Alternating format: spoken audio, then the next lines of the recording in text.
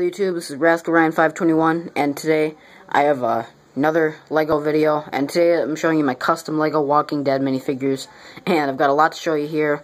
The Walking Dead is basically a post-apocalyptic show, you know, where Rick Grimes, he's a cop, he gets shot in battle, and he wakes up in the hospital amidst the zombie apocalypse, and it's an awesome show. It's really gory though, so be warned of that. But it's awesome. It's my new favorite show on TV. I mentioned it in my last video, so I have a lot to show you. So like I said, I'm going to get started right away. And just an FYI, this is like I'm not even exaggerating, my 6th or 7th time trying to film this video. I got interrupted like 5 times, and like 4 or 5 times, and the other 2 times my camera or my phone ran out of recording space. I had to delete some old files to be able to start filming this again. But I really hope you like these guys, and if you could leave a comment, that'd be great. I appreciate people who leave comments. So yeah, first we're gonna start off with Rick Grimes. He's the main protagonist of the show. You know, the main character that we're rooting for. He's the cop, the leader of the group, and like I said, he wakes up in the hospital at the very beginning of the show, and he starts to kind of go crazy throughout the show. I mean, not like necessarily crazy, but he gets darker, I guess you could say. I mean, there's a lot of people who have grown over time, but he's really used to the whole situation now, and he's just kind of, you know, you can't really trust anybody, you know, because there's so many people. Sorry, I have a little bit of dry throat. There's so many people, you know, that have betrayed him, and, you know, it's just, you can't trust anybody, really. So that's Rick Grimes. Kind of got the whole Indiana Jones gear thing, you know, because he's a cop, kind of his sheriff's uniform, and then just some Prince of Persia head and some brown hair. Revolver. He actually kind of, throughout the show, he kind of holds his revolver like this, if you pay attention. You know, he kind of aims it down like that. I don't know, it's just something cool I noticed. Be a cool way to set him up if you're putting them in, like, battle mocks or something. Next up is Carl Grimes, Rick's son. Once again, character, this is Rick's son, like I said. He becomes really, just like Rick, he becomes darker over time. You know, he gets really, where I mean, there was one episode in the Season 3 finale, where, you know, I mean, like, at the very beginning of the show, like, he was always hanging around his mom, Lori, which I'll show you next, and she was, you know, he was always kind of hanging around with her, you know, kind of staying close to her. But, I mean, it's gotten to the point where he's gotten so bad where, in the Season 3 finale, they ran into one of the governor. I'll show you him later. I made him, too. One of his attackers, and they run into him in the woods. And, you know, he sets the gun down, he says, "Please don't shoot, I surrender." And Carl just, you know, boom, shoots him right in the head, blows him away. You know, just really sad. I mean, he's just kind of gotten used to, like, Rick gotten used to the whole thing. He knows he can't trust anybody, and, you know, sometimes you have to kill him. It sucks, but it's just what the world's come to. And this is the best I could do. Whoops. I hope you like my Walking Dead banner I put in the background there, with my awesome tape. This is the best I could do for his gun, because he kind of has a big silencer at the end of it. So that was the best I could do for that. And he just has a Harry Potter torso, a Ron Weasley face, and he has an Indiana Jones's hat because basically he gets shot in the woods one day by a hunter. That's how they meet Herschel, and they get to his farm because the guy kind of lives on Herschel's farm at the moment. And yeah, after getting shot, when he's recovering, Rick kind of gives him his hat. You know, it's like a symbol of hope, or I don't know, I guess if you want to say that, you know, some kind of metaphor like that. Promised you next, I show you Lori, so here she is. She's pretty basic. Sorry. Dry throat. She has, you know, like Hermione's clothing from Harry Potter, you know, and she has, some basic woman face. This is Rick's wife. Her and Shane kind of had a thing going on. Like I said, I'll show you Shane next. And, they're basically, they're kind of, because basically Shane tells her that Rick's dead, but when he comes back, she doesn't want anything to do with Shane. And that's how Shane, sorry, a little dusty on my table here. Anyway, that's how Shane starts to kind of go crazy a little bit. And she eventually dies. She gives birth in the prison. And they had to do a C-section, and she just dies from blood loss. Carl actually had to put her down, which is really sad, but, you know, he had to, so can't really blame him there. Oh, yeah, and she has a key, because I remember there was one episode in Season 2 where she got into a car wreck, and a walker, they call them walkers, not zombies, by the way, a walker tries to get into the car, and he's kind of biting through the glass and everything, and right when he's about to break through, when she just wakes up from the crash, she takes the key right out of the ignition, stabs her in the eye. Gruesome scene, but just awesome. So that's her. Next up, we have Shane Walsh, and he's pretty cool. This is Rick's partner. Like I say, he starts to kind of go crazy. He's not actually bald in the show, but he gives himself a buzz cut like mid-season 2 because he starts to go crazy. Because him and the hunter that shot him, Otis is his name, the hunter that accidentally shot Carl, they go out to get the medical supplies for Carl, because Herschel's kind of healing him up, and to save his own skin, he shoots, I didn't make Otis, by the way, sorry about that. Anyway, Shane shoots Otis in the leg, or I think it was his leg, yeah, to kind of, so he'd, you know, fall to the ground, the walkers would get him, so he's kind of become crazy, just got a knife and a pistol, you know, some kind of Nazi uniform to represent his sheriff uniform. And, yeah, unfortunately, Rick eventually does have to put him down, does have to kill him. And Carl has to shoot him when he comes back as a zombie. Because the whole virus, it's in, like, you know, the humans. It's not like, you know, something if you get bit, you turn into a walker. No, it's like something humans carry. You learn that towards, like, the midpoint of the show. Or at least what it's at right now. Probably about halfway through. Like, at the end of Season 2, that's when you learn. And I think it's just the humans, because, you know, they'll be walking around, they'll just see, like, animal carcasses, and they're just laying there. They never see, like, any zombie dogs or any zombie deer or anything, you know, that's pretty much, I think it's just, like, something the humans carry. So, and, next up we have, what's his name, Dale. Dale's pretty cool, one of the main characters from the Atlanta group. He's, like, the older, wise guy of the group. Wise guy. No, not that kind of wise guy.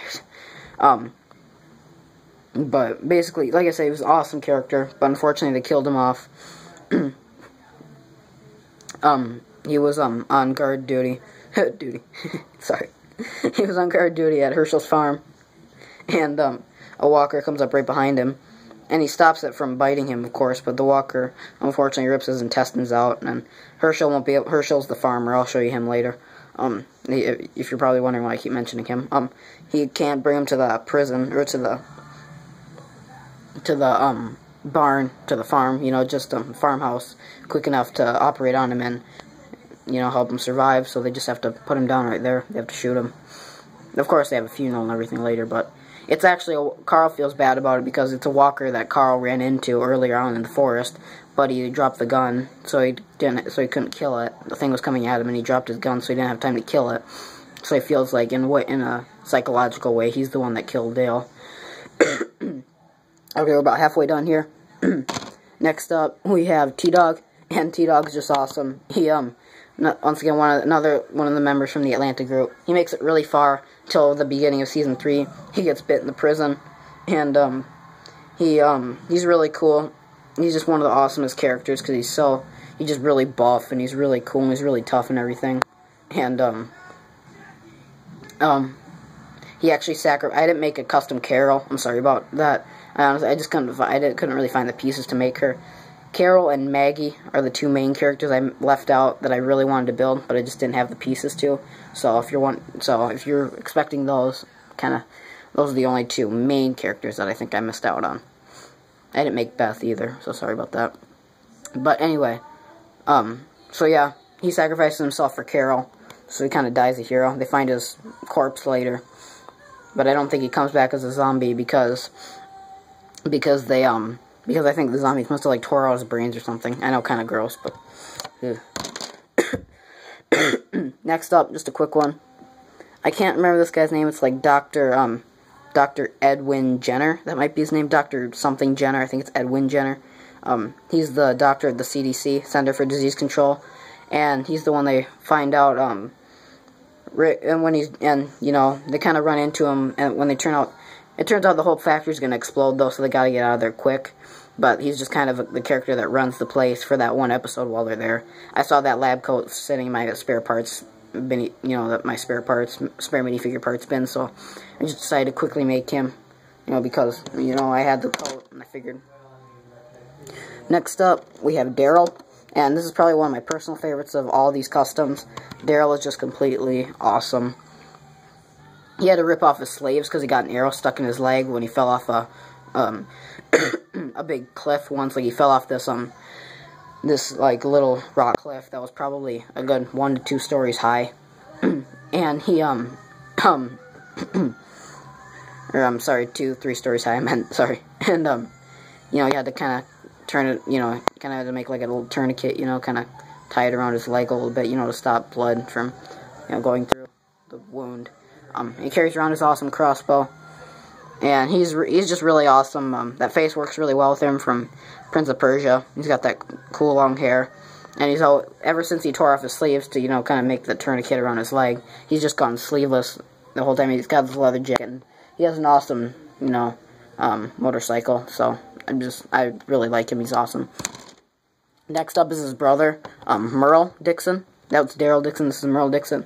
They're actually, both these characters are actually unique to the show. They're not from the comic strip at all, you know, or not comic strip, the comic, books, like the comic, they kind of like, I don't know if it's comic books or comic novels, you know, like where they have the bigger comic books, I'm not sure, the thicker ones, I'm not sure which kind, but, nonetheless, that's Merle. He has this cool, after he has to cut off his hand, because Rick handcuffs it, sorry, Rick handcuffs his hand to the rooftop, to a pipe on the rooftops, in the first season, like the very beginning, when he first runs into this group, and he has to cut his own hand off. He gets this cool spike thing sticking out his hand. Well, I didn't know how to do that. There's custom ones that people do. This looks a lot better, but I just put one of these pieces on there, so that's the best I could do. And, unfortunately, he's kind of working for the governor for a while, and then he kind of switches back with the group, and then he kind of goes bad again, trying to turn Michonne into the governor, but eventually he dies good, helping the people of Woodbury fend off walkers. He tries to kill the governor, and when the governor finds him, because, you know, he knows he's a traitor, he kills them, and Daryl's forced to kill Merle in his zombie form. So that's a really sad scene. Towards the end of season 3, he's really cool. He looks a lot like Merle. Just about 4 more here. Next up, we have Andrea. Once again, another main character from the Atlanta group. She was in it from the first season. She dies in the last episode of season 3.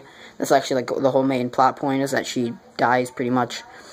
She's a main character, so I think a lot of people saw it as a shocker. Plus, I think, from what I've read online, I think her character is actually still alive in the comic series. I think the TV show is kind of taking a different approach on the whole thing than the comic books are. But anyway, she's really cool.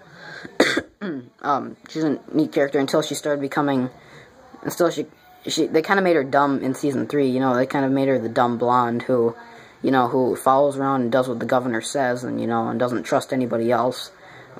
But I just kind of wish they wouldn't have done that with her, but she does, you know. Yeah, but she still is a cool character. She was pretty awesome the first couple seasons, but then she kind of got worse, and unfortunately they killed her off. Next up is probably one of my favorite characters of the whole show. This is Herschel, and you might notice he's missing a leg. He's got some crutches. Yeah, when they first get to the prison, I'll cover up that hole there. When they first get to the prison, this is the farmer, by the way, the guy that ran the farm. When they first get to the prison, he got his leg bit, so they had to amputate it. Rick had to cut it off. But, you know, it's not like Herschel's mad at him, you know, because he did save his life. Herschel actually kind of looks up to Rick because of that, I think. And, he's, really cool. Just an awesome character. And I did make his farm recently, requested by Mr. Dr. Who Fan 98. I was going to do it anyway, but I figured I'd just give him a shout out, you know, what the heck, why not? That video will be coming soon. I don't know if I'll edit it, but there's just a quick glance at the farm. just the exterior. I can't really show you. The camera's kind of really close up, so I can't really show you much of it.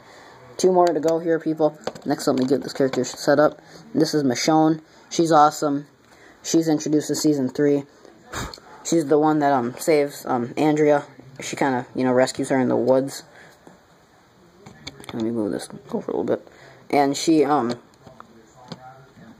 carries around these walkers on chains. She carries 2 around, but I just had time to make the 1. And he's just awesome. She's awesome, too. She carries around a katana everywhere. And, or at least it looks like a katana. I think it is. And she's just completely awesome.